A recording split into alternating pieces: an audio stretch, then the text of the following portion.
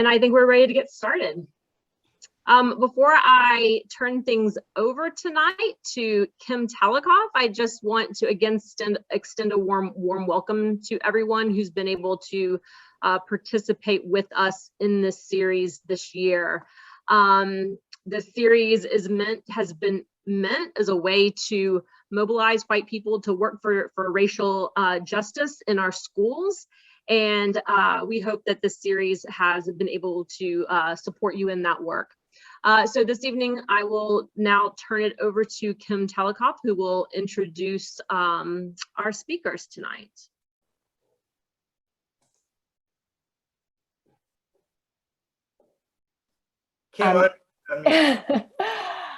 So I echo Cindy's welcome to everyone for taking the time to join us this evening.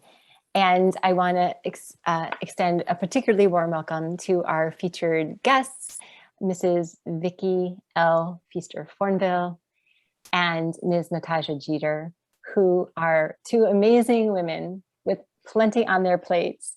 And so we deeply appreciate the time that they've dedicated to this conversation. So in a moment, I will introduce them more properly, but first I wanted to just provide us with an overview of tonight's plan. We thought it would be helpful to begin with a brief overview of the school improvement team idea. Some of you might be, like I am, more new to learning about the SIT, while others of you may be very familiar or have served or currently serving on an SIT. So we wanted to get everyone oriented in starting from the same sort of amount of background information tonight. After we do that, we are going to take some time to have Ms. Vicki and Natasha answer our questions. And then towards the end, we'd like to open it up to a full group conversation. You guys are all very familiar with the chat at this point, so we very much welcome your comments and questions in the chat as we go. My teammates are going to try really hard to pull out anything that seems very pertinent in the moment, but know that we will do our best to come to all of the contents of the chat towards the end of our discussion tonight. So with no further ado, let me introduce Ms. Natasha Jeter, who is currently a senior at Chapel Hill High School. She and her family moved to Chapel Hill from Winston-Salem, North Carolina, 4 years ago, just prior to her starting her first year of high school. During her third year of high school, she founded the Black and Brown Student Union at Chapel Hill High, and this year has become the representative from that group to the school improvement team. She has a brother in 8th grade who's at Smith Middle School, who will be attending Chapel Hill High next year. Her mom is a preschool teaching assistant at Northside Elementary School, and her dad works in the emergency management department at UNC. She will be attending UNC in the fall and will likely major in political science or global studies with a minor in sociology and communications and on the pre-law track. So thank you so much, Natasha, for coming to share about all of that experience. And Miss Vicki Thornville, she currently co-chairs the McDougall Middle School School Improvement Team. And previously, she served as the first member and then co-chair of the McDougall Elementary School SIT. That was from 2016 to 2020. For nearly 30 years, she's worked with residents of Orange County of diverse racial and social backgrounds. And as a community member, she's had the opportunity to volunteer in many of our schools. Over the years, in her role as a North Carolina probation parole officer, Vicki supervised students from all of our district's high schools. She is a wife and proud mother of 2 daughters, and she's also an alumna of the Chapel Hill Carrboro City Schools. So she's bringing a perspective that's informed by years of personal district experiences and extensive community involvement. So thank you so much, Vicki, for coming tonight to talk with us. You're welcome. So I think quickly what I'll try to do as cleanly as possible is share my screen. Let me see if I can do that effectively. Give me just 1 second, everybody. I appreciate your patience.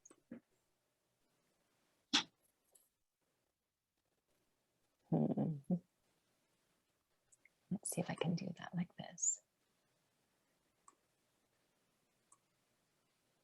Can everybody see my screen okay? Okay. So the school improvement team, what's its purpose and what's its structure? Let's see if I can get something to come up. Here we go. It is mandated by state statute. And, oh, I wanted to go back 1 slide here. The purpose of the SIT is written in the statute and this is the language right from the statute. It is the charge is to develop a school improvement plan to improve student performance. It's that straightforward. A word about the composition of the team. It is to be composed of the principal, a representative set of the assistant principals, and also a representative set of teachers, teaching assistants, and instructional support people. Also, parents of the children enrolled at the school. I'll note with a nod to Natasha that there is no stipulation in the statute that any students be involved in the school improvement teams. And probably in a minute, Natasha will have a lot more time to talk about that. Now I'd like to turn it over to Vicki just for a second to give us a little bit of orientation to some of the important mechanisms and mechanics.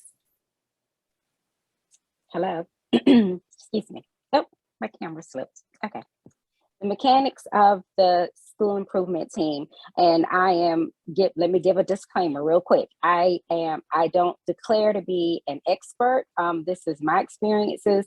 And some of this, of course, is from what the statute says we're supposed to have. And some of this is from what I have experienced and how things run at different schools with different sits, seeing as that I have served on sits at 2 different schools at 2 different levels. But I will say that the sit representatives are elected, and the responsibility of the elections are by the PTA of the said school. And once you are elected to the sit, you are supposed to be, the team is listed on the website, and the school community and general public at large should be able to find your information, and they should be able to reach you readily if they want to contact you. The sit has open meetings. And they have a part of them that have public and parental feedback and comments. So you can attend a meeting, whether it's virtual or when they were in person, you could come and do that as well. So the website provides information. There's an opportunity for parent feedback, and all of those things are truly vital for the purpose of doing the work for the school improvement team. Okay, Kim. Okay, let me see if I can get this changed. There we go. I'm going to go ahead and read this from the statute. Parents serving on school improvement teams shall reflect the racial and social economic composition of the students enrolled in that school and shall not be members of the building level staff. That is, I'm going to read this next part, and then I'm going to go ahead and you can go ahead and slide it, Kim. And I'm going to go back and speak to what I was just saying along with something from this slide as well. Parental involvement is a critical component of school success and positive school achievement. Therefore, it is the intent of the General Assembly that parents, along with teachers, have a substantial role in developing school improvement plans. To this end, school improvement teams shall be held at a convenient, the meeting should be at a convenient time to assure substantial parent participation. Let me be clear about the reason I did air quotes for convenient time. I did that because that is a subjective term. People, depending on who are in the room and who are in the space, will determine what a convenient time is. So if you don't have people who are intentional about pushing the envelope forward about the work you're doing, their time may not be convenient. I also want to speak about the fact that the school improvement team is supposed to reflect the racial and social economic composition of the students enrolled in that school. That means that each team may look very different depending on the community in which it serves. Not all schools look the same, so not all fit teams are supposed to look the same. The work can be hard to try to make that happen, but you still, again, I will go back to that word intentionality. That's a word that I use a lot. You have to be willing to push the envelope to try to make that happen. Nothing can be finished if it doesn't get started. Thank you, Vicki. So I'm going to stop sharing my screen there. Hope that went away for everybody. Let me see here. One moment. Give me just a second.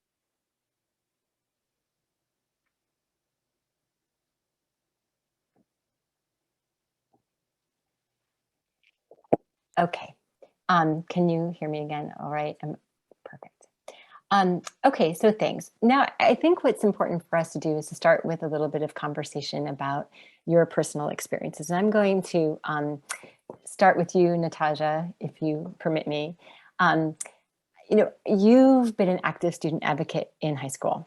And this is my understanding is that you came to your student advocacy because when you got to Chapel Hill High School, you felt like there needed to be some shifts. Ultimately, that's resulted in your participation and not only in the SIT, but your continued work in the Black and Brown Student Union. Can you sort of share with this group here about your experience, about that journey into student advocacy, and take some time and talk a little bit about what motivated that and how that went?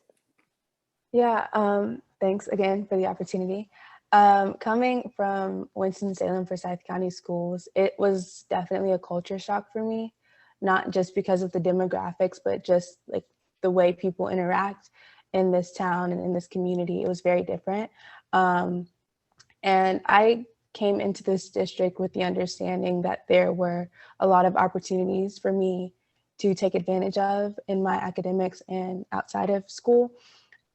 So, you know, I had the confidence to sign up for whatever level classes that I wanted, to participate in whatever sports and clubs that I wanted to. But what I found were that a lot of the students who looked like me were not taking advantage of those same opportunities.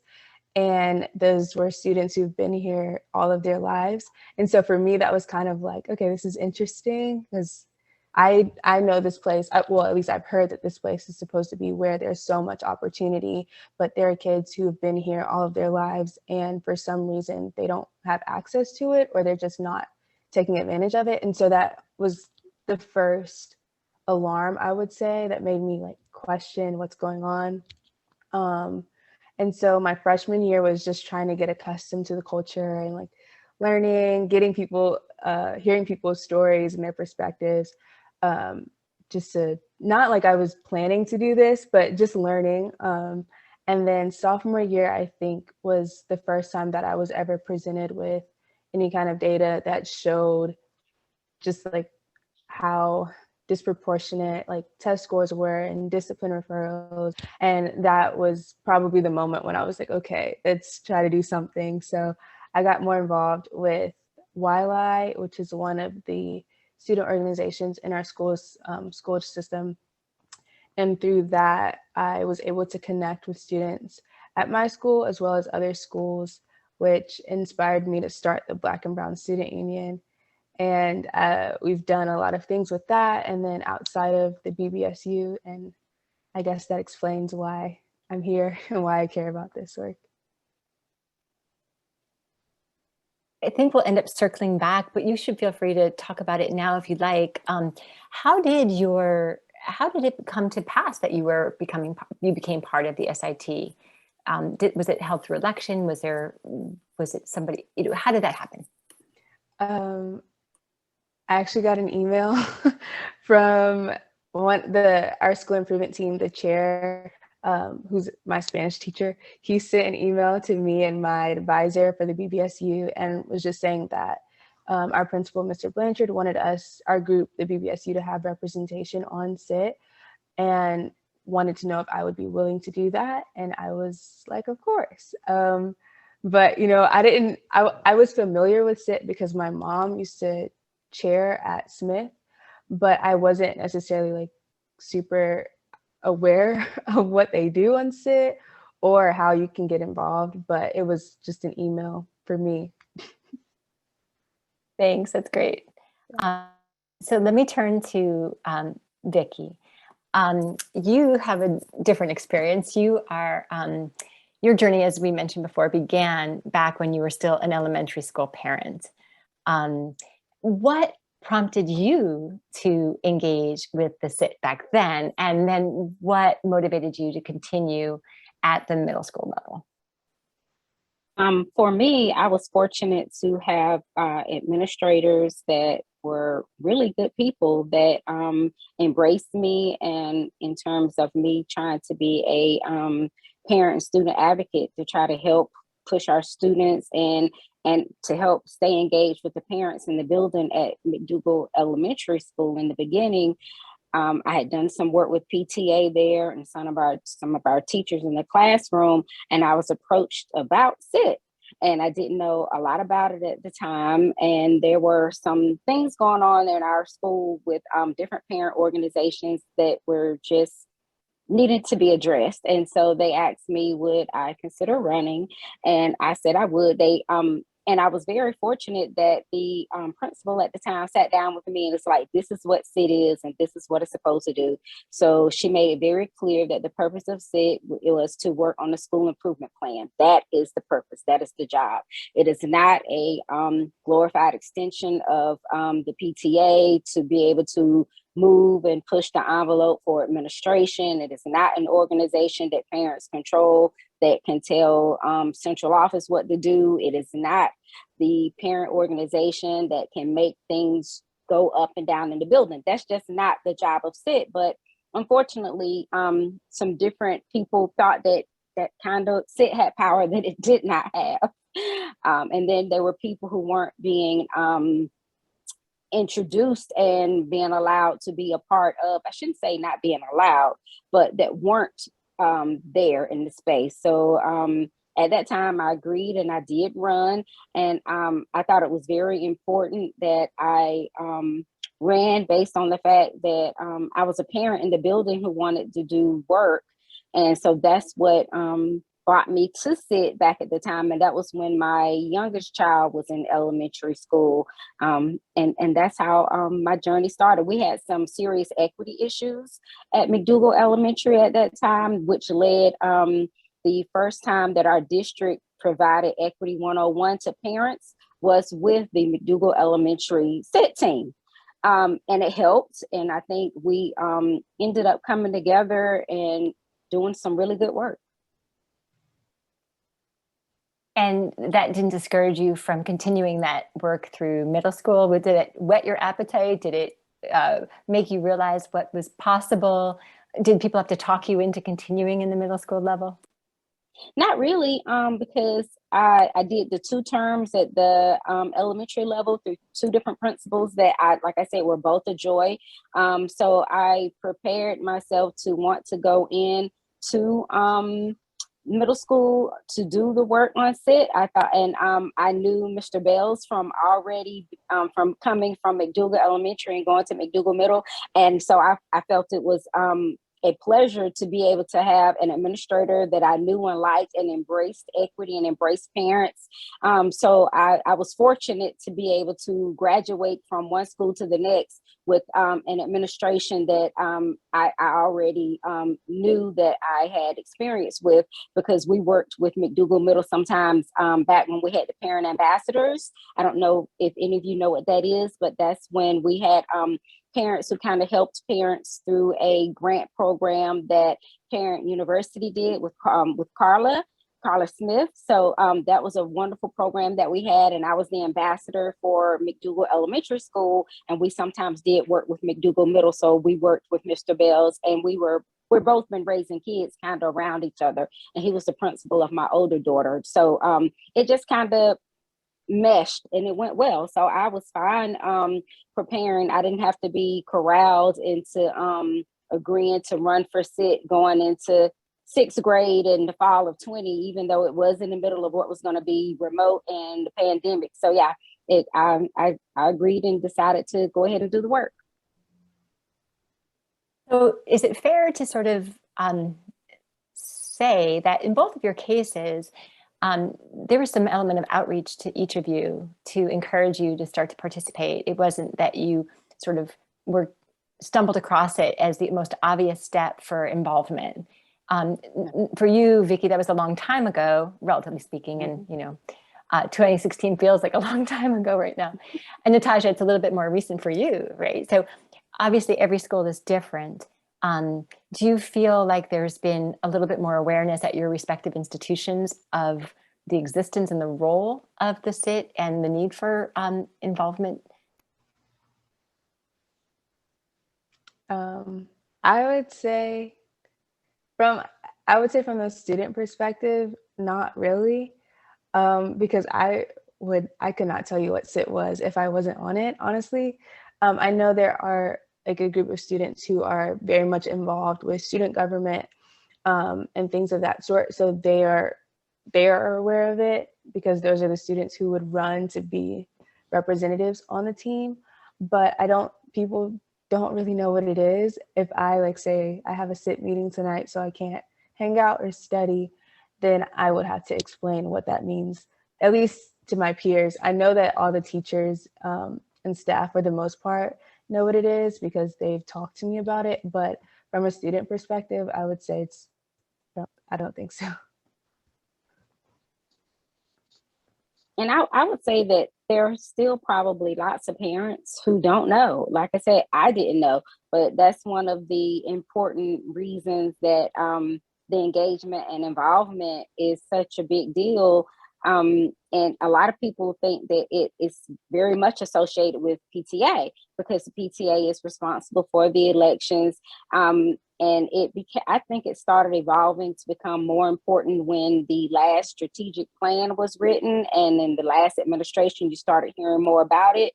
But I think the intent, and I'll use this word yet again, the intentionality, I think, has evolved a lot, and it needs to continue to evolve. So I think more people, and with conversations like this, when people are wanting to talk about it and ask questions, and for people to stay centered with the fact that the purpose is the school improvement plan. So people continue to say what the purpose is, and to make sure they know what the purpose is not, you can find out people who are willing to want to be in that space to do that work. Because if their why is not that, to improve the school improvement plan, to help improve student performance, then they really don't need to be in that space. And I noticed that we have some people in our conversation audience tonight who do have experience in close connections with or leadership roles in PTAs. And so at the end, maybe we can talk a little bit about the ways that a PTA can support through their need to perform elections, the awareness in a school setting. So continuing on, I'm just going to click that, sorry. So it feels to me that the name of our conversation tonight is school improvement teams. How does the work of the school improvement team help to advance racial equity in our district? And so it seems pretty obvious, but to state what seems obvious, that representation is really important if that's going to happen. And we've talked a little bit just now. You guys have mentioned things that to me sound like potential obstacles to appropriate representation, awareness, access. Can we just talk a little bit more about that? Are there other obstacles or impediments that you guys see to appropriate representation, to entrance, to getting seats at the table, that either you had to navigate or you're aware that people are navigating, and that maybe people have worked to overcome at your institutions? Maybe Vicki, do you want to start with that? I can. When I said the convenient the most convenient time for parents, that's definitely an obstacle, because that's something that, like I said, is subjective. So the people that are going to determine that are the people that are in the room. So if you have not, I will say that I have been fortunate. I'll say that again. I think our SIT team works well together, and I think the McDougall Elementary SIT team, the team that I was a part of coming out of McDougall Elementary, was very different than the team that I was a part of when I started SIT at McDougall Elementary. But I still say that the fact that the team was able to come together and make sure that we did things at times that parents were available to be around. And then what's also important, and I think we need to stress and make sure parents know, the fact that you can find who we are on the websites, that's important, because we have a part of our meetings for parent feedback. Parents don't have to be there for that. If you're a parent and you feel that the SIT needs to know something and you don't want to necessarily talk to admin or teachers, email one of your parent reps, tell them what the situation is so that we can discuss it at the meetings. We are there to be the voices of our parents. We are the parents. And I know for me, I love to hear if a parent wants to reach out and say something to me. You just need to click my email and let me know, and I'll repeat it. The same with students. If our students are talking to us in the home, and we can easily, a parent can easily let another parent who's a member of SIT know that. So those things, just because it's important to know, just because you don't see a person doesn't mean that they're not involved or engaged. Parent involvement and parent engagement means very different things other than just being in a building.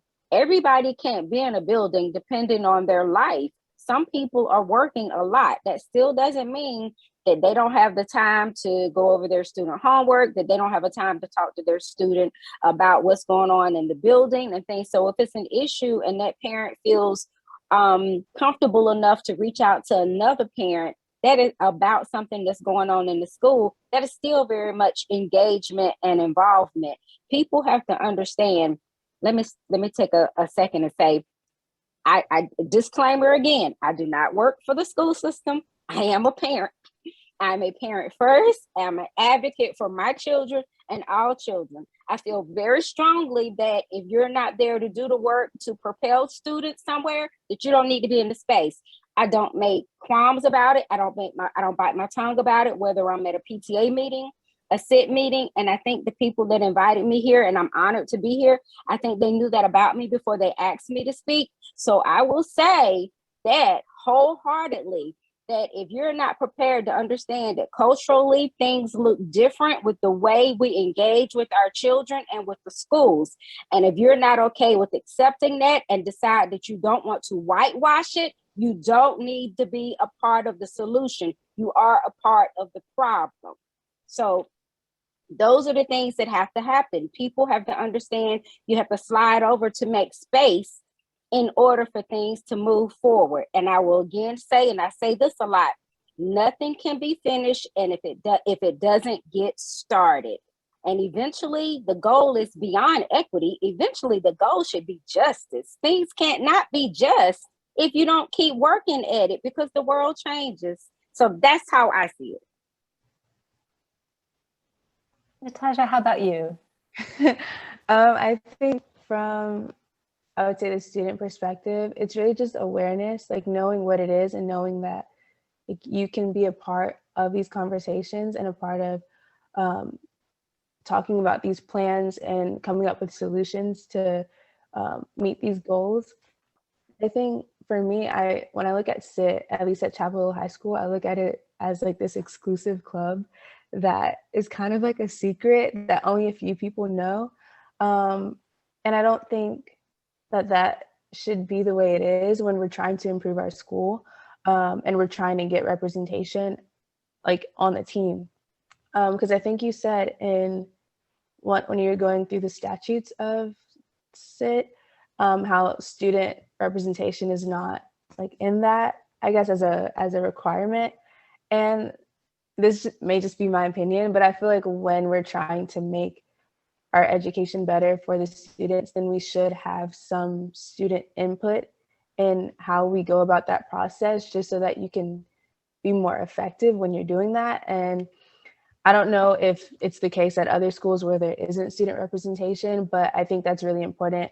And then when you do welcome that representation, make it so that at least most of the students are aware of how you can become a part of SIT and what that process looks like, because they had elections for it this year for student representatives for each grade. I had no idea about it, even though I was on SIT. I was on there because I was asked to be, but I had no idea that there was an election. I didn't know how students were voting. So for me, what that looks like is that there's a group of students who know about it and they're getting elected to SIT, and it's the same group of students. So you're not getting the voices from the students that we need to hear, especially in those groups that we're trying to help the most, which I don't think is fair. So I would just say, at least from the student perspective, just making the information more available and clear of like how to get involved with the SIT. Thanks, Natasha. I think that you bring up so many important points. I guess I'm thinking of a couple of things. You mentioned it being sort of like well, I guess I don't want to put you on the spot. Do you have mechanisms that you have in mind that you might suggest, or perhaps have already suggested to your particular school, for ways that you could make it much more accessible to a broader group of students? Is there some strategy that you think would be effective? I mean, it strikes me that if there is no stipulation in the statute, then there's a lot of room for creativity in bringing students involved into the space. Definitely. I think a more easy way to do it that doesn't involve a lot of logistics is to have nominations. I know our counseling department at Chapel Hill High School specifically, they try to do a really good job of volunteering students to participate in various groups like the School Safety Task Force. I was actually just asked by my counselor to give her names of students, specifically students of color, who I think would be a good voice on that in that atmosphere. And I think doing that for SIT would be very helpful because, like I said, there are so many students whose voices need to be heard, but they don't even know that it exists. And so if we have like a trusted adult who's reaching out to them saying, hey, I think that you would be great on this, then they may consider it and try to get involved and learn how to do it that way. Also, I don't know about like how the election stuff runs. So maybe just having that information out there a little more on a website or something, because I still to this day don't know how it works. So that's what I would say, something easy, but I'm sure that like there's other ways that could be more effective.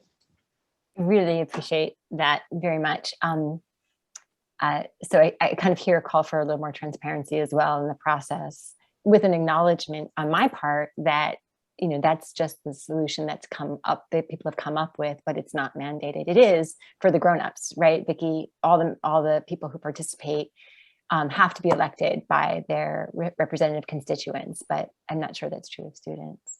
Have I got that right, Vicki? As far as I know, that's the way it is, because students are not mandated by statute, correct? So I want to just finish off this theme here by pushing a little further on this thought. You know, on the one hand, Natasha, you were talking about it being kind of like an exclusive club, and I'm just wondering whether or not the space itself feels at all off-putting to some people, some young people. And you too, Vicki, you and I have spoken about sort of the way that credentialism sort of arises as elections are being organized. I don't know who wants to go first on that, but it's kind of the same idea with the student population and then with the adult population. I'll mute myself and let you guys do popcorn. Do you want me to go ahead, or are you good, Natasha? You can go ahead. Okay. I would definitely say that it was a time when you would see resumes and visas and all sorts of things as to why people thought they were super qualified to be able to be on the sit because they've held this position somewhere or that position. And as I said before, the fact that you are a astrophysicist doesn't mean that you're super qualified to be on a school improvement team to help produce a school improvement plan to help student performance. What does one have to do with the other? It's not a direct correlation. If you are a person who is willing to help fight for students, to help work with teachers, not against them, to help work with administration, and realize that we can propel students together, then that's what it's about. There have been times when, and now the open it up and trying to make it more accessible, and we have to still keep doing that. It's a new thing. It's like a new idea to say, let's make it more accessible so that more people will be willing. It's like that is a brand new thought.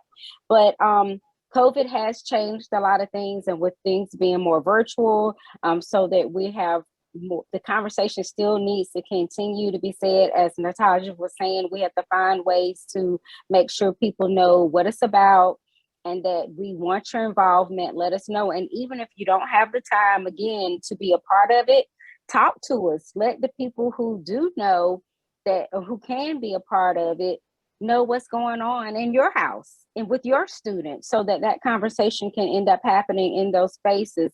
Because the more students that we know about, the more situation and the more demographics that we can be addressing. Because if we don't know, we can't address it, and that doesn't help with the situation at all. Ms. Talikoff, can you repeat the question? I'm sorry. Yes, for sure. Well, I'll repeat some variation of the question. Okay. We were talking about the different impediments before, and one of the things that you had mentioned was sort of the exclusive nature or the secrecy around it. And I know that's sort of a, in quotes, kind of expression. And I'm just wondering whether or not that space can feel either unwelcoming to many students whose inputs we would benefit from having, and whether or not there's ways to sort of mitigate that to some extent that you can identify. Okay, thank you for repeating it. Yes, I would say that it can be scary as a student, knowing that your principal is on the team, all of the administrators, and then your teachers. I feel like just the idea of trying to be honest and give your input when you have these authority figures in front of you can be very intimidating as a student, just because you don't know how they will react or what your experience in school will look like moving forward because you're being honest. That I think that definitely plays a role in maybe preventing people from joining the school improvement team. And then also, I know our team is not diverse at all. As far as what I'm concerned, I am the only Black person on our SIT team.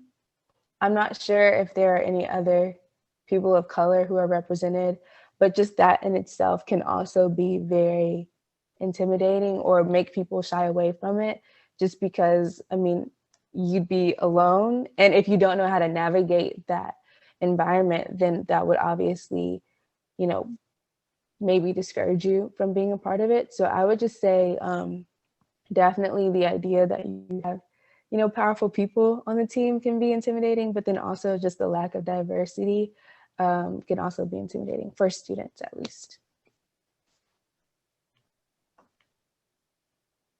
Well, thank you for taking up the charge, Natasha, and sort of facing that in your own school space. May I ask Natasha a question? Please. Yeah. Natasha, when you're saying you're the only Black person on your team, are you also including from staff, teachers, or administrators as well? Just you. Okay. Well, now you know a piece of the statute when you can help Blanchard know, Mr. Blanchard, did you realize that our SIT is supposed to represent the makeup of racial and social economic status of students within the building? So that may be a goal that they can add as an indicator to the school improvement plan at Chapel Hill High School. Okay. Tell, I'll tell definitely Blanchard I'll do. see him again in 2 years. Um, so we've talked about getting to the table. And now I just wanted to sort of follow up by talking about the dynamics at the table and team. It's a team. And so there's got to be some team dynamics that come into play. And I'm thinking about how that might affect the work of advancing racial equity. So just on a sort of somewhat maybe technical note, Vicki, can you talk a little bit about just your role as a co-chair and setting the agenda? Is there some additional responsibility or power that you have in that role, or that somebody else might wield in that role? I don't think that we necessarily have additional power, but we do have additional responsibilities. And I guess some would say with responsibility comes power, but I think that depends. I think there are a lot of situations where you have responsibility without power. Ask almost any Black woman that. But but I will say that we go to our sit co-chair meetings with the district, and that allows us to get information from other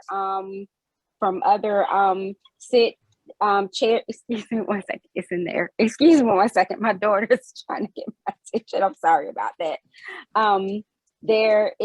So we go to, as I was saying, our sit co-chair meetings that we have approximately monthly. Every now and then they get skipped a month, and you get additional information that the district helps provide us that we can take back to our teams, and we can learn from each other. And the other co-chair at our school and myself, we will look at the agenda, and if there's anything that either one of us thinks needs to be added from the sit chair meeting, that gets added. There are certain things on the agenda that are there every month in terms of the section for parent feedback. There's the section for the principal to speak to us. There's student feedback, and we discuss things that come up as we are moving along in the plan. And the goals that are in the school improvement plan, those are indicators. And essentially, if you ever hear anyone talking about the indicators that you're working on, those are essentially, like I said, the goals that you're using to work on at that plan at that particular time.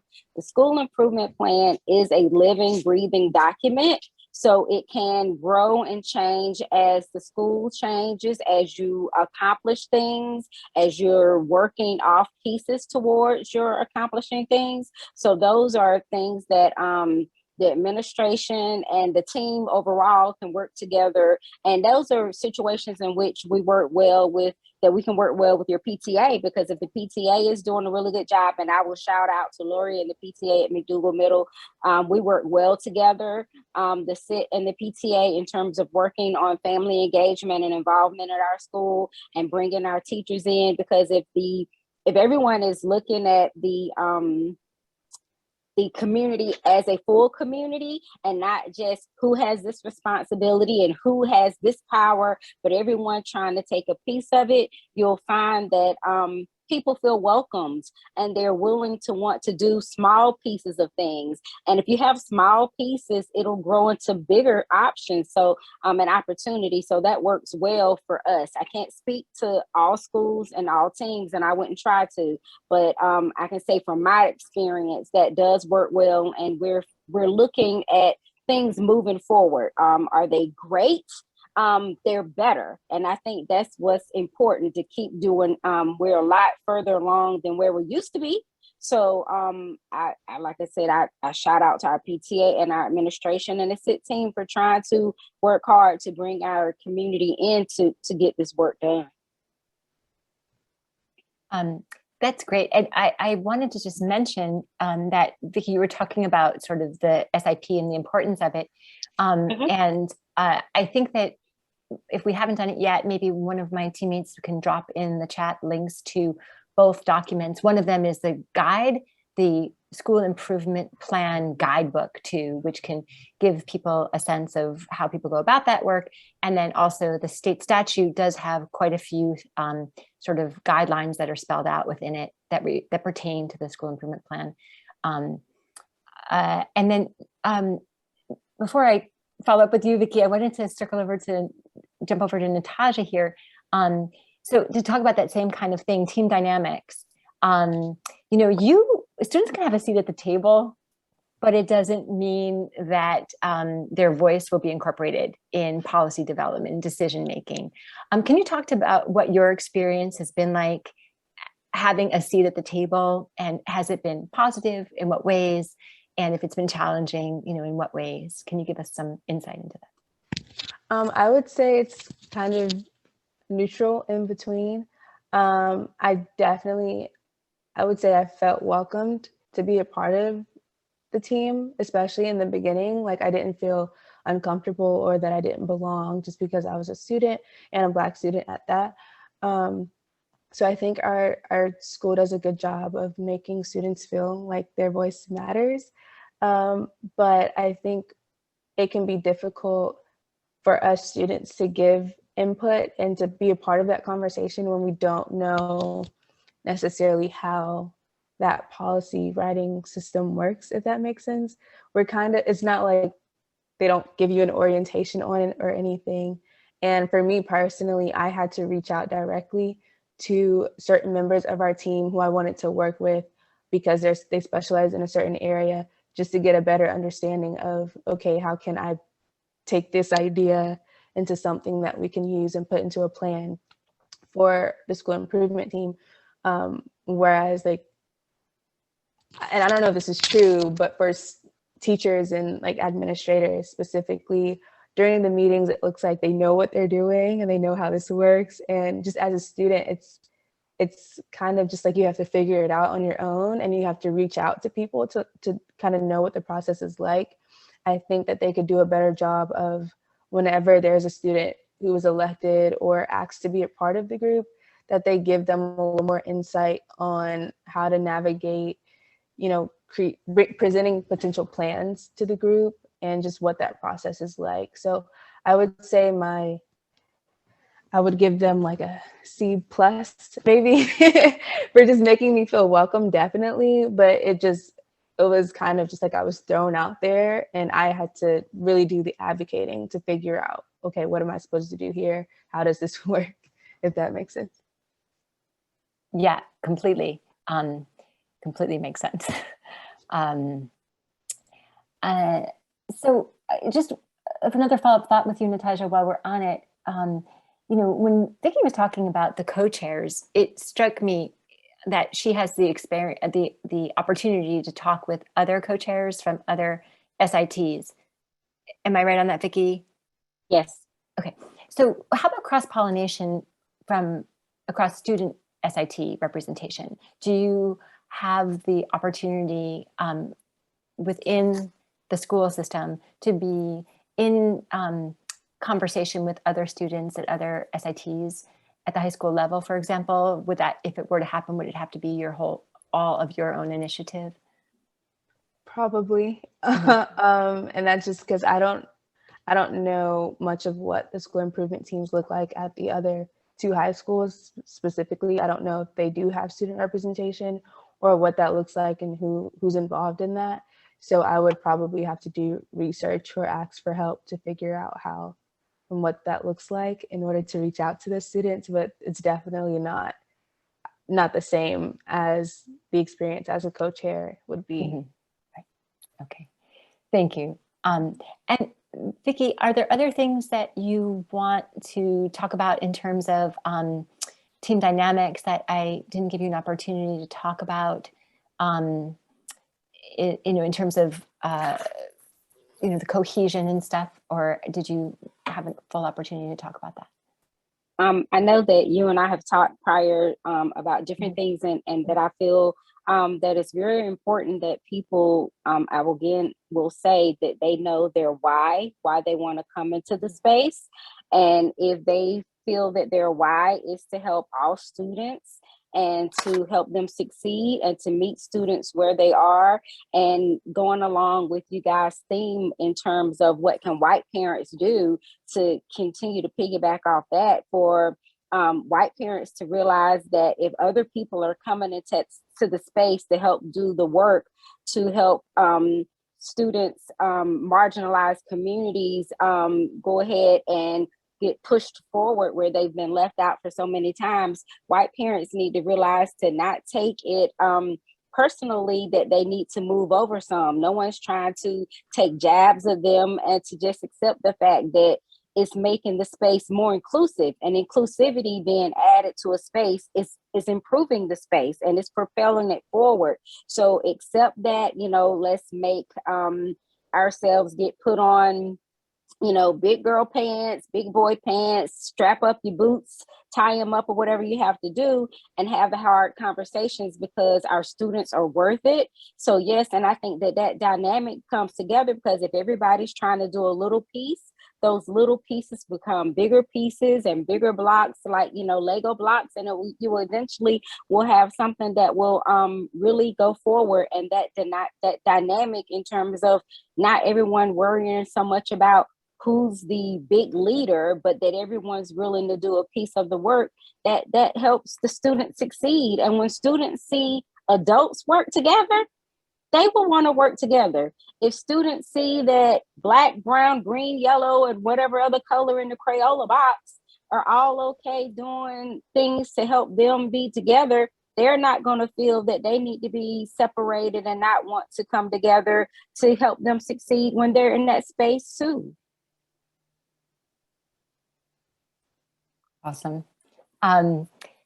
So team dynamics, or at the table, we were talking about representation, we talked about team dynamics, and you've sort of alluded to some of this already, Vicki. I just want to go one step further and talk about accountability. So if it's not really happening, where does accountability come from? Does the school improvement plan, for example, can it be used as an instrument of accountability?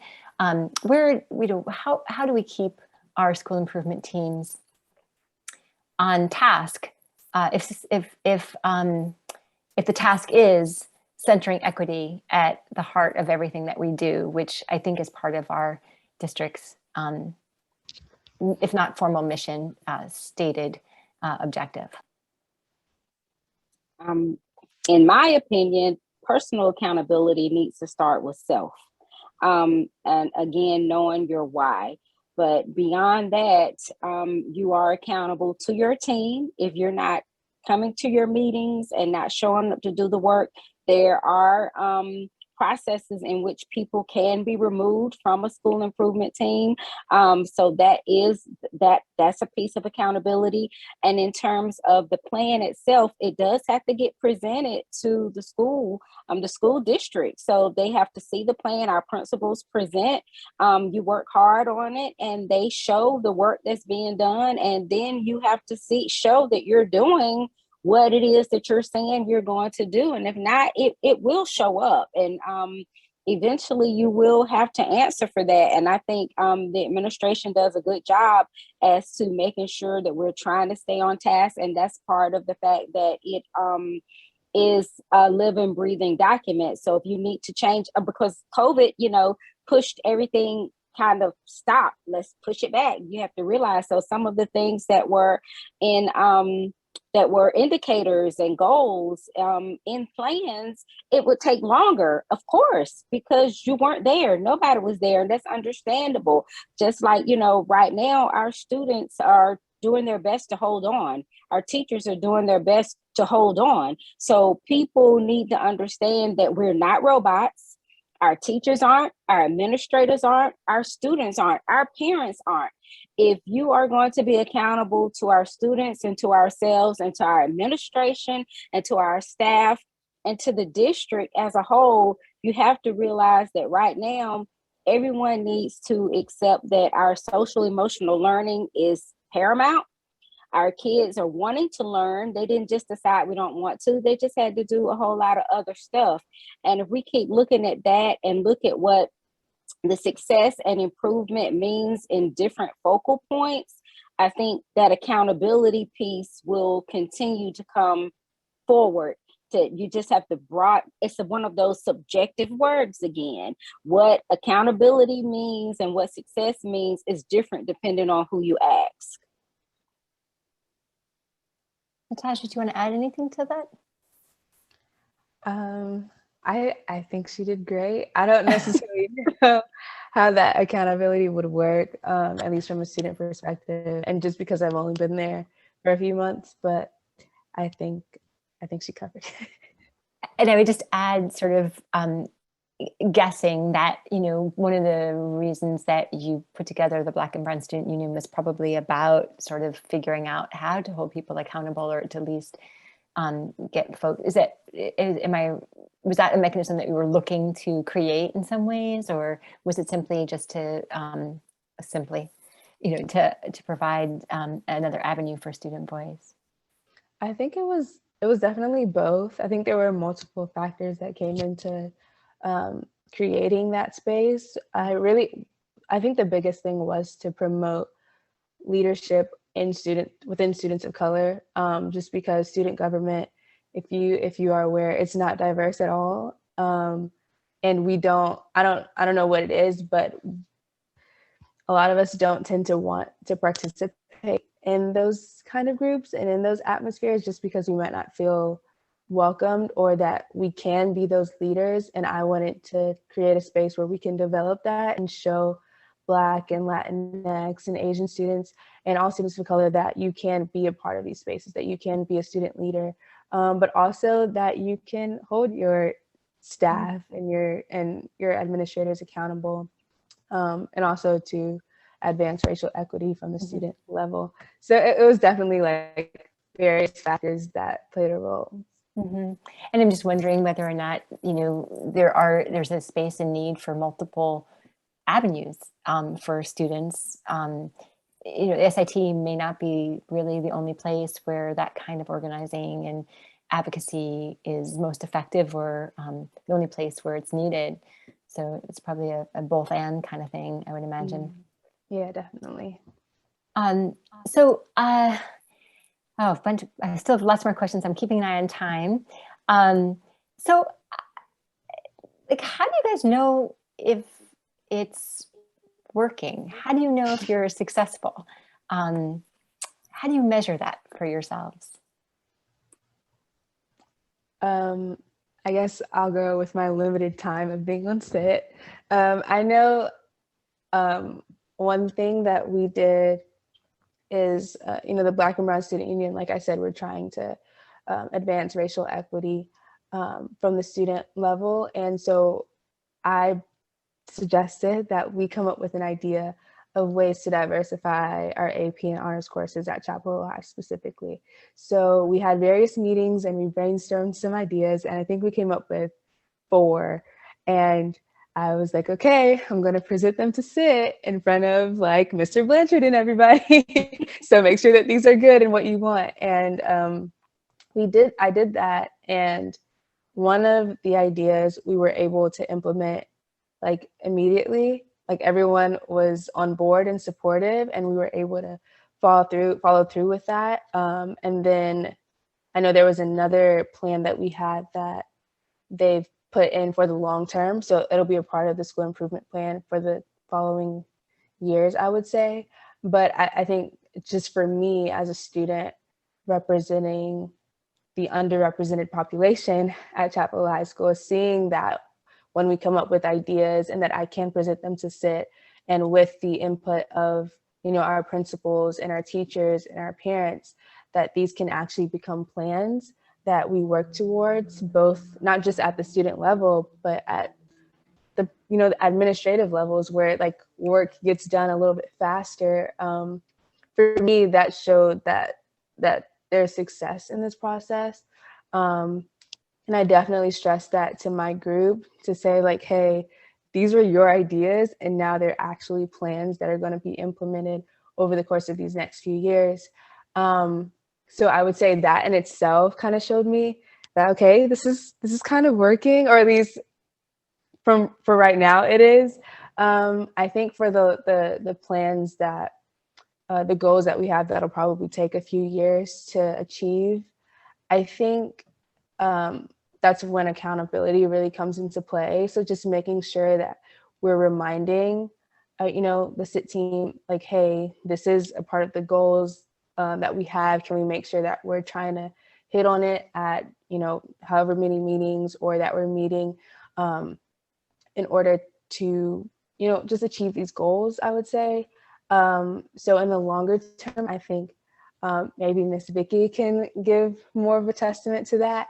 But I think in the short term, I've definitely seen success in just how like having, your administration and teachers and parents all collectively be supportive, but also give their honest feedback on, okay, this works, but let's add this or let's take this away. I think that definitely shows that this can work and be successful.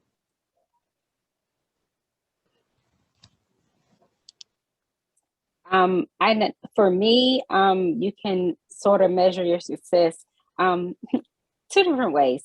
For me personally, as an individual, and I will say this with all honesty, that I can measure my own personal success in a space if I'm observing people who are observing me, and if I say something and I know I get an eye roll or a pushback, I'm being successful because they're hearing something that they didn't want to hear and they didn't like, and I'm going to make sure I keep saying it. So that's some personal success. And that does happen in spaces where the status quo is trying to be changed. But as a team member, I can go back to like, from the elementary sit team, we, a big success of ours was something that you think it was a small something, but it was such a, monumental thing. We figured out how to do something that made teachers happy and made parents happy and the SIT team, and it helped with engagement and involvement. And it was postcards. We came up with these little dolphin postcards that we talked about that our teachers, and we had them pre-printed with different little statements that they could say and one or two words about their students. And we were doing it so that, and the goal was that, every 2 weeks that they could take these little postcards and do about a quarter of their class. So it wasn't without having to stress making contact with their student and the parent, and not just about negative things, but just about good things or just what's going on. And the postcard to go in the student's folder, and the parents could just acknowledge that they got it. That allowed the parents to see what's going on. It allowed the teachers to have some contact with the student and to make the parents feel that they wanted to engage them. And it showed SIT that we were able to actually figure something out that involved our whole school community. That was a major win for us.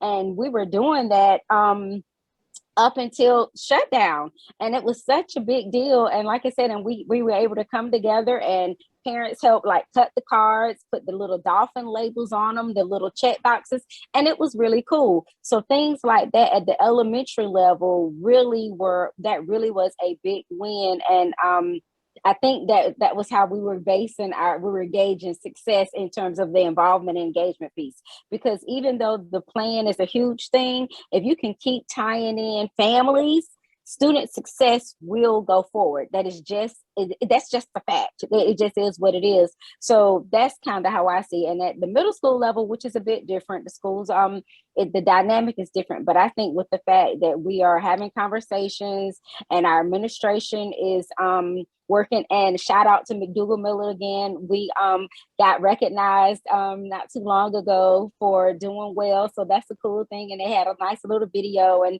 the teachers and administration were recognized. I'm pretty proud about that. So those are the kind of things where SIT can look at things that we're doing overall, and in working with PTA that we are moving forward. We're looking to try to bring families in, make them feel welcomed. Those things are just pertinent, but and that's how I think it should be gauged. I just can't help myself and from highlighting the sort of significance of those two stories. Natasha, you're talking about student engagement, student involvement, student solution making as it pertains to increasing access to curricular opportunities, which is something that we all want to have happen, and we can't figure out quite why it's not, right? Vicky, you're talking about community involvement, community engagement in a very meaningful way, which, as you say, is an important determinant of student success. And I imagine that may not be captured in standard data metrics, And in this age where we spend a lot of time measuring improved student performance or success of our own success in those terms, I just think it's important to appreciate the limitations of those sometimes, because often we put a lot of weight and emphasis on that. And a lot of these other things, which may be more valuable, don't get centered as important outcomes and determinants. So thank you guys both for highlighting those really important, not anecdotes, but accomplishments. So it's 8:10, and I have to confess to our compatriots here that I was unable to kind of keep an eye on the chat right there. So if my teammates or if anybody who's put something in the chat wants to just unmute and share something that you want to highlight, I'll start to comb through it now too, but I just want to relinquish my immediate role as facilitator and turn it over to everyone in the group so that everyone can ask Vicki and Natasha other things, or perhaps share out about your own experiences.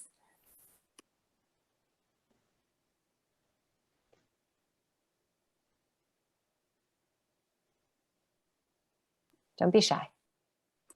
Okay, I won't be shy. You're welcome. Hey, I'm Lori Carter, and I'm serving my second year as PTA president at McDougall Middle School. And I will say, one of the things, like the diversity piece that McDougall Middle School was missing, right? I mean, Vicki was on as a 6th grade parent rep, and then we had a bunch of white people. And we still have 50% white people. But one of the things that we started doing, and I started doing as a other member of leadership, is having conversations with people and saying, hey, have you thought about, would you like to, who should run for sit, right? And one of the people I talked to specifically was Mariella. I was like, okay, I'm like texting Mariella, who do we know, who should run, who should be, because it was very, very clear that population and community was completely absent from it. And Mariella agreed to run, and that's how that went. So I just encourage my fellow PTA people to know your community and have conversations with your community. It's pretty obvious that Natasha was like, I ended up doing this because somebody asked me to, right? I mean, where recruitment comes from is one-on-one relational communication. So I encourage those of us who are, whether we're in leadership or not, but who are functioning within our school communities, to encourage those among us, those voices among us that are not represented, to step in and consider it. That's what I have to contribute. I'll just add on. So Bob Bales, Principal, McDougall Middle, representing here today. One of the key things is that this is an elected position, and it's really important to make sure that you're letting your community know that it needs to be representative of the community. We've had people that went on to become school board chairs that were not elected to our school improvement team, just based on the parent votes and the way that those worked out. It becomes that popularity vote, and it depends on who's voting. So it's really important to make sure that school improvement teams are getting the people to run, but then also, being very clear with the community of like, we need to have a diverse representation on our school improvement team.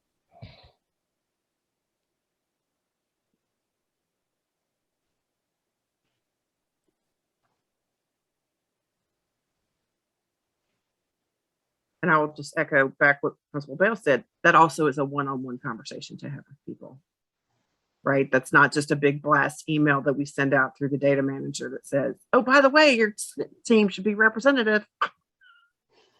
Don't you wanna, right? It's like having conversations with people also, and having people get that that's important. I see in the chat that somebody asked, Kurt, did you, let's see. Oh, maybe that was to me specifically. Let me just back out here for a second to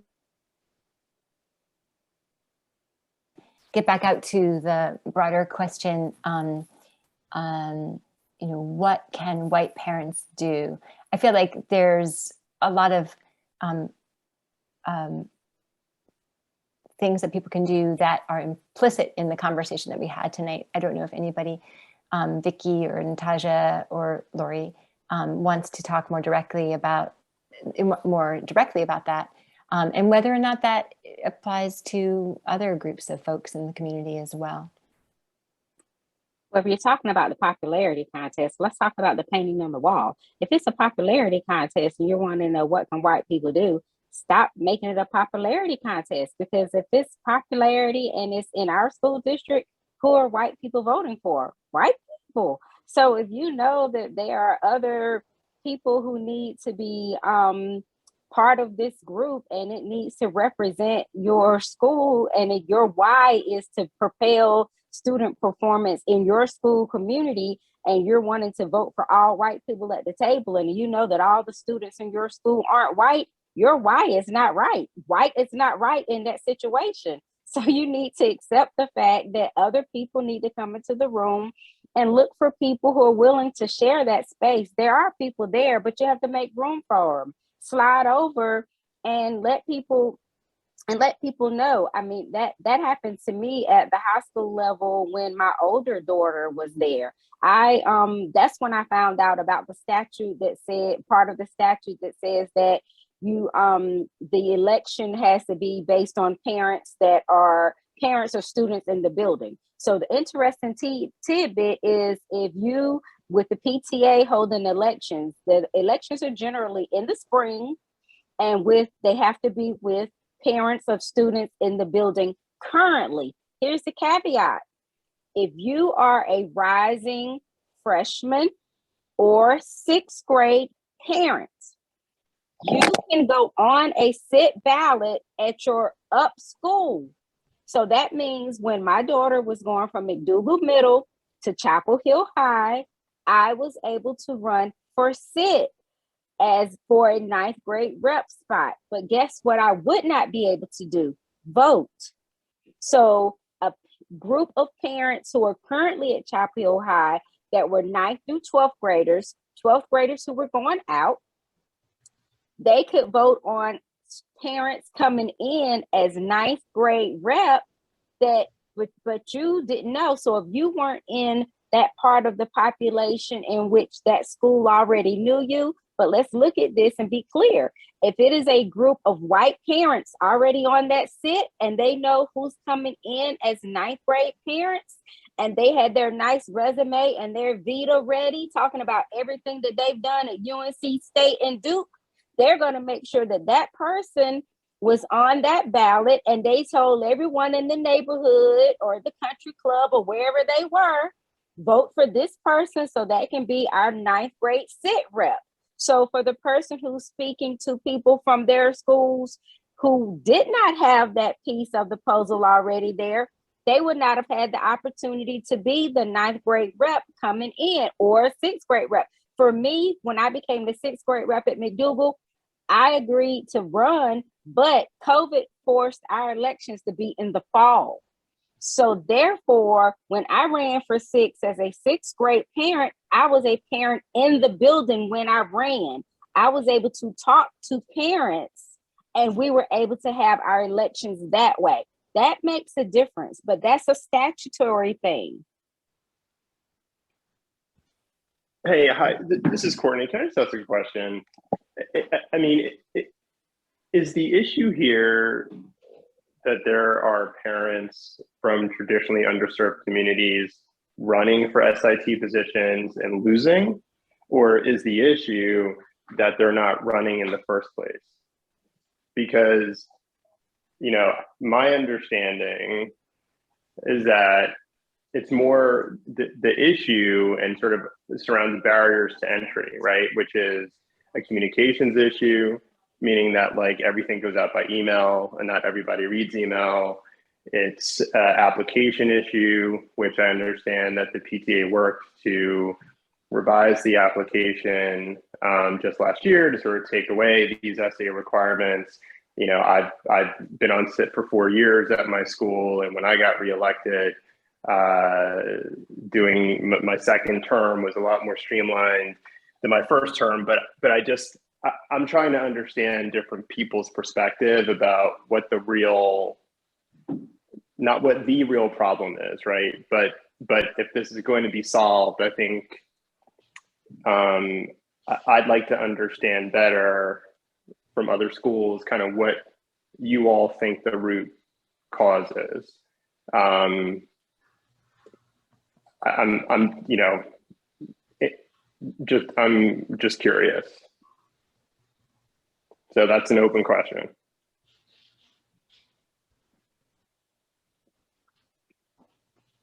My name is Maria Hernandez, and I'm a part of the SIG team in the McDougall Middle. I want to answer that because from my kids being at McDougall Elementary, I was invited. I was told that I would make great candidate for the SIG team, but nobody ever did follow up and let me know. I asked. I did have one of the SIG team members invite me to the one of their meetings before I was even considered. And the looks I got was like, oh, did she make a mistake of coming to the wrong, was she going somewhere else? So not feeling welcome. Then when I was invited by Lori, I think we need to, like Ms. Vicky says, white people need to be intentional on inviting us, because there is a quorum that we have to meet, which is a diverse group, and we're not meeting them. Obviously, we're not meeting it in the Chapel Hill High School. So if you are a member already of the SIG team or part of the SIG team, invite. Let them know that this is an opportunity where parents can participate. And then the other, guiding them how to do the ballot. I was lucky that Lori guided me through the process, because if she had not guided me through the process, even if she wanted me to participate, I couldn't. And so I think it's a little bit of both. And then what Vicky stated about, like, they knowing you in the school system is a big part. If they don't know you, and it's mostly the rich community that can get the word out, that's another issue. It's just my personal experience. And even getting into the PTA, I was in my family is McDougall Elementary and McDougall Middle.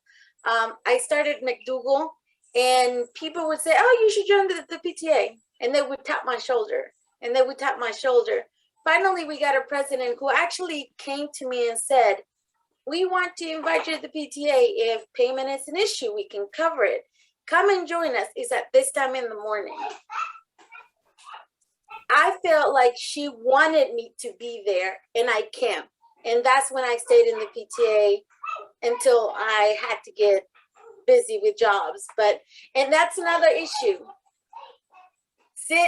PTA meetings are at awkward times where some of us cannot. Like right now, my work lets me take that hour to be at the SIG team.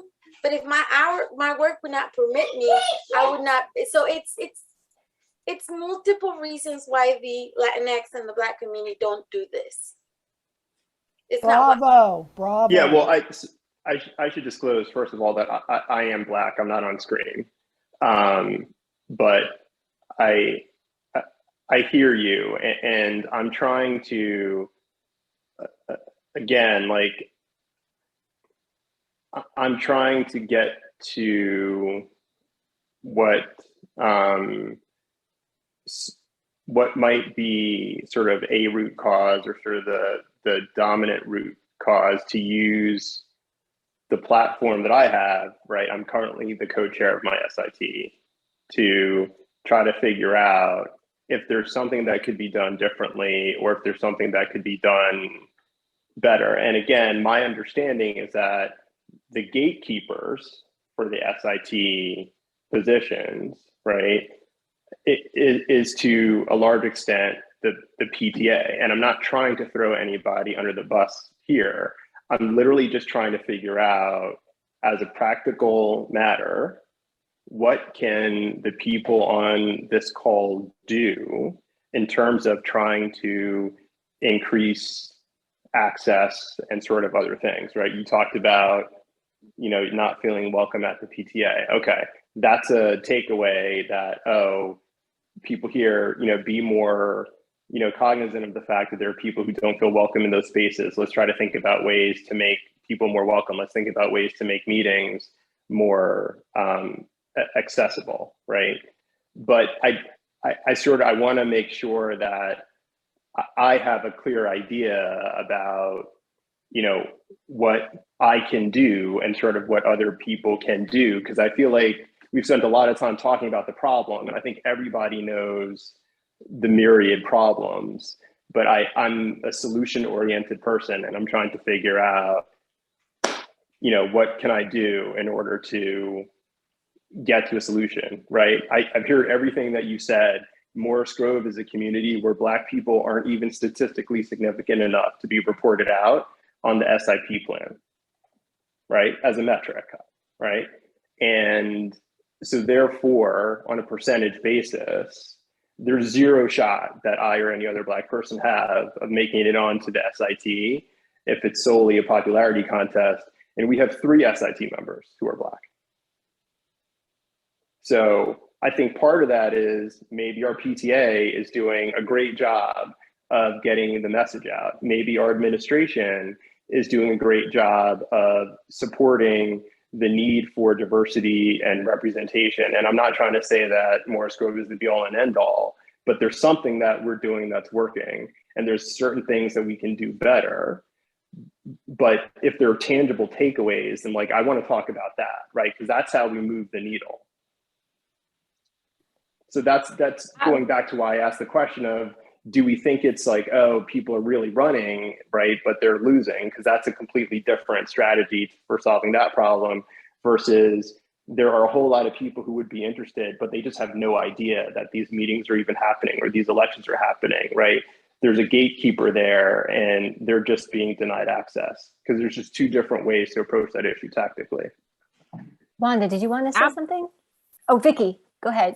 Sorry. I'll be glad to respond because the answer is both, and it depends on the school community. But in terms of the fact that when you said that you've heard a lot of the things that are wrong, let me make sure that I'm being clear in that I would hope some of the takeaways that I have spoken about tonight are some things that have gone right and really well.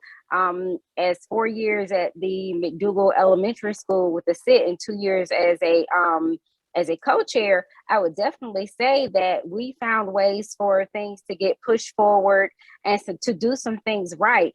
Are there people who don't know enough? Yes.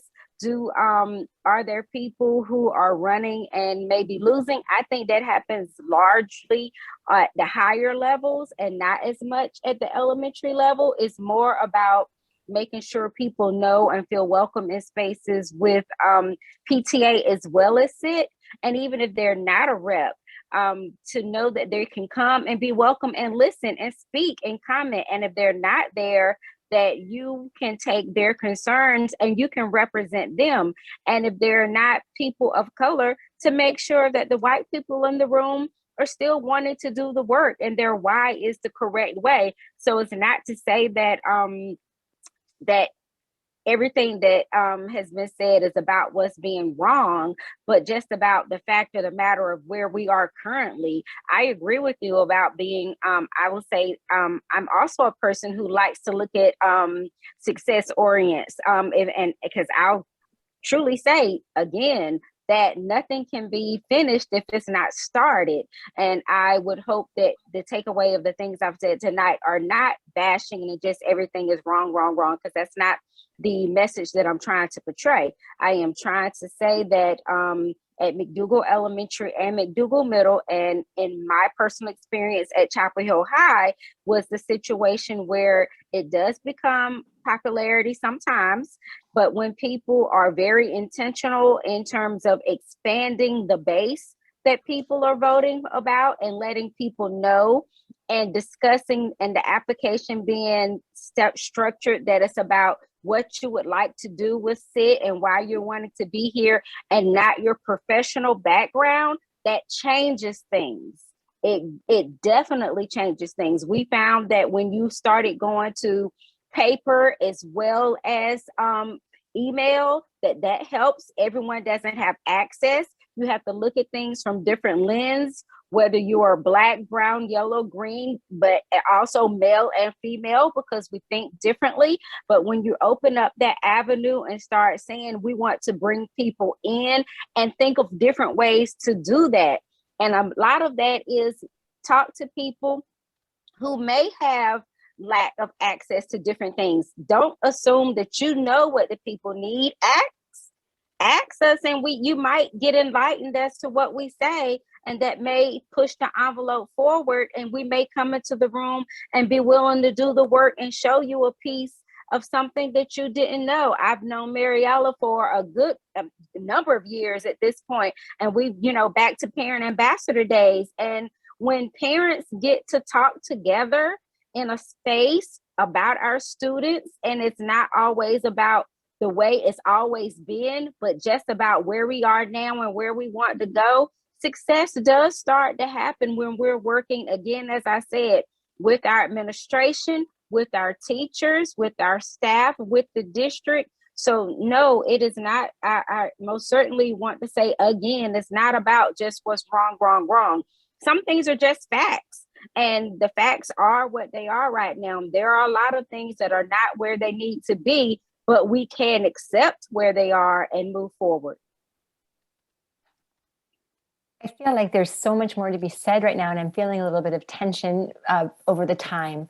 And I think we've all been trying very hard to be sure we wrap this up in a timely fashion for everyone's sake. But it does point out that this might be an important conversation to continue. Maybe there's a part B here for us.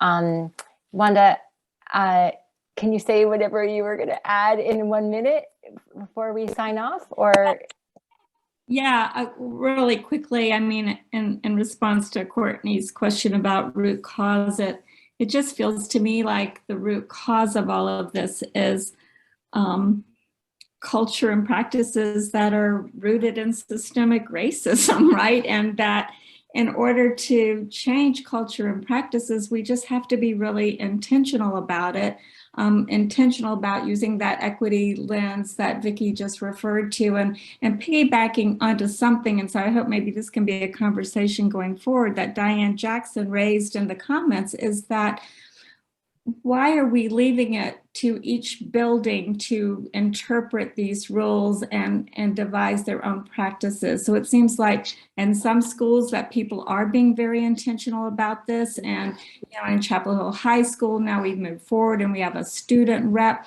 Why could there not be more district level cohesion around bringing equity to school improvement teams so that their district expectations, if the mandate doesn't require student representatives, why can't we say we would expect that? If we're leaving it up to each building to see if they're meeting that regulation about socioeconomic status and representation, should we be leaving it up to each building, or should there be district-wide kind of expectations? So I guess that's one question about going forward, is how can we change culture and practices from the way that they have been to what we want them to be? And can there be some sort of district cohesion or cooperation in moving us all forward in that direction? So thank you, Wanda, for that. And I just want to thank everybody for coming tonight and for engaging for quite a number of minutes in this conversation. I found it personally really informative. And hopefully, Cindy, will be able to keep the chat and maybe follow up with some people afterwards, or use it as a point of departure for the next conversation. And I just also want to celebrate these two amazing people, Vicki and Natasha. It is just such a pleasure to have you share with us tonight. I'm really grateful to both of you. I'm sure I'm speaking on behalf of everybody. Thank you for your really sincere efforts in everything that you do, and your frank discussion tonight. It's really heartening to hear about the work that you're doing in both of the places where you are applying your energy. And it serves as an inspiration to me, and I'm sure to other people in our group. It's also really exciting at this meeting tonight to have a conversation where different folks who know each other are talking about their relationships and the importance of those relationships, because I think on some level we all feel that that's one of the key things to building a stronger community and a more just community. So I'm looking forward to our next conversation at the end of May. The date is escaping me right now. It's like either the 24th or the 26th or something. It will be on another role for parents, which is the PTA. The guest that will be joining us is a young woman who is now on faculty at Davidson. Her name is Dr. Brittany Murray, and she was a grad student here at UNC in the Ed School and did a lot of her work on PTAs. And she'll talk about the role of social capital and political capital, and maybe that will get a little bit to what Courtney was talking about as well. Please extend your thanks. I see them all coming up in the chat from everybody. Feel free to unmute or wiggle. Once again, have a great evening. Thank you for your time. Thank you for your interest, and stay safe and be well. Thank you. Good night, Thank you everyone. too. Thank you Good too, night. Kim. Thank you, Kim. Thank you, everyone. Vicky and Y'all are Natasha, if you have a second to stay, it would be awesome to just take one moment. But if you have to jet, I totally understand. I can say. No, I think I'm okay. It was great. Thanks. This is Liz